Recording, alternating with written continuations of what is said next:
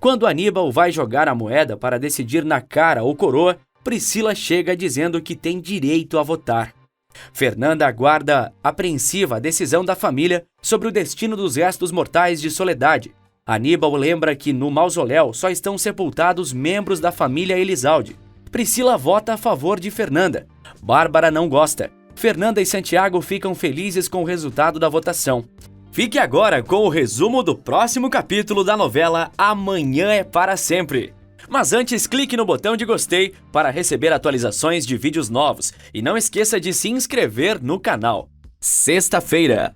Bárbara, apesar de estar furiosa, diz para Fernanda que Soledade terá um funeral digno de uma rainha. Adriano olha a vilã de canto de olho.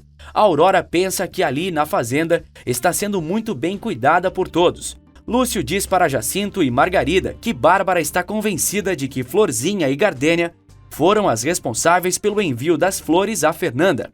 Ele promete convencê-la de que está errada, se em troca eles entregarem a chave da casa de Soledade Cruz. Jacinto, furioso, responde que o único que pode lhe entregar as chaves é Eduardo, filho de Soledade. Aurora se pergunta se é verdade que Bárbara é uma falsa, pois ela demonstra amar muito a família. Dominga grita que Aurora pagará caro quando chegar em casa. Enquanto isso, Aurora promete que nunca mais voltará para a casa da Dominga. Jacinto diz a Lúcio que eles precisam de tempo para pensar. Gonçalo agradece a Bárbara pelo apoio que deu a Fernanda. Quando casei com você, jurei que dedicaria minha vida a você e a harmonia do nosso lar. Espero que, para o nosso bem, Fernanda saiba que está nos expondo ao perigo. Gonçalo não entende e Bárbara explica que a pessoa que mandou as flores é alguém próximo da família. Tenho medo de que tudo se volte contra mim. Gonçalo promete protegê-la com a própria vida. Érica acorda de seu coma na casa de Franco Santoro, após ter sido espancada. Ela se pergunta onde está. Eduardo começa a pensar em Fernanda e diz que não pode pensar nela, pois lhe dói muito. Adriano pede desculpas a Fernanda por ter votado contra ela. Você me entende, não é? Ir contra seu irmão é muito arriscado para mim.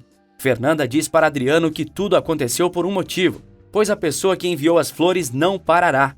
Adriano pergunta quem é essa pessoa. Fernanda responde não saber. Érica anda pela casa e vê que não tem ninguém ali. Aníbal diz a Priscila que ela precisa ficar ao lado dele. Priscila diz que ali no quarto dele não precisam fingir. Sugiro que considere a derrota desta noite como uma advertência. Aníbal diz que ela está passando dos limites. No dia do casamento, você ficou deslumbrando com os milhões de dólares da empresa do meu pai. Só para juntar as fortunas das nossas famílias, foi capaz de jurar amor eterno. Viver ao seu lado é uma miséria. E para compensar isso, você dará o primeiro neto para Gonçalo, diz Priscila. Vladimir pensa em Priscila. Eduardo aparece na sala. Ele pergunta se Érica dormiu bem. Assustada, ela pergunta quem é e se eles se conhecem. Eduardo responde: eu sou Franco Santoro. Nós fomos apresentados no casamento da Fernanda. Meu nome pode não significar nada, porque várias vezes você disse que eu não tinha cara de Franco.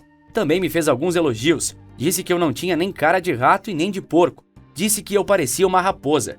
Eduardo diz que já que ela não se lembra deles terem conversado, também não se lembrará de como chegou ali. Sua primeira ideia era levá-la para a casa dela, porém estava tão mal que não conseguiu dizer como chegava lá, nem o endereço, e não achou adequado perguntar ao noivo dela. Érica diz já ter entendido que estava muito bêbada, mas o que não entende é o porquê de ele a ter ajudado. Eduardo pergunta se é errado uma pessoa ajudar a outra. Ela responde que é possível que exista pessoas boas, mas não na casa dos Elizalde, com exceção da sua amiga Fernanda e do seu irmão Santiago, e até que ele prove o contrário, acha que ele a levou ali com segundas intenções. Adriano está revoltado porque não terá lua de mel, e para piorar, Fernanda diz que só terão a noite de núpcias quando ele voltar de Nova York. Érica liga para sua empregada e avisa que está bem. Ao desligar, ela se olha no espelho e vê os hematomas em seu rosto. O alter ego de Fernanda pergunta a ela o motivo de não ter contado a Adriano que já conhecia o homem misterioso. Não tente me enganar. Você tem medo que seu marido faça uma cena de ciúmes? Será que você gosta do Franco Santoro? Por que você fica tão nervosa quando está perto dele? Fernanda responde que não sabe. Érica começa a chorar quando se lembra que foi Camilo quem bateu nela. Liliana acorda assustada no meio da noite. Santiago mostra o quarto de Liliana para Aurora. É aqui que você vai dormir. Aurora diz a Santiago que adorou sua família exceto Bárbara, que lhe pareceu falsa. Aurora pergunta a Santiago há quanto tempo conhecem Bárbara. Ele responde que já tem 15 anos. Aurora diz que ela parece um pouco esquisita. Santiago diz que essa é a maneira mais doce de definir a hiena. Enquanto isso, Bárbara coloca algum remédio no leite de Gonçalo. Aurora avisa a Santiago que irá embora para procurar sua mãe biológica.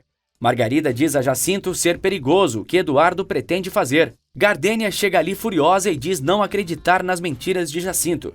Érica propõe a Franco Santoro um acordo. Eduardo pergunta o que ela quer que ele faça. Ela fica com receio de pedir e vai dormir, deixando para falar com ele no dia seguinte. Bárbara liga para o psiquiatra de Liliana e exige saber o que a mocinha disse para Fernanda. Eduardo diz que não pode aceitar a proposta de Érica, pois estaria quebrando seu juramento. Fernanda chora ao lembrar de sua babá, Soledade. Muito obrigado por ter acompanhado o vídeo até aqui. Até a próxima, pessoal!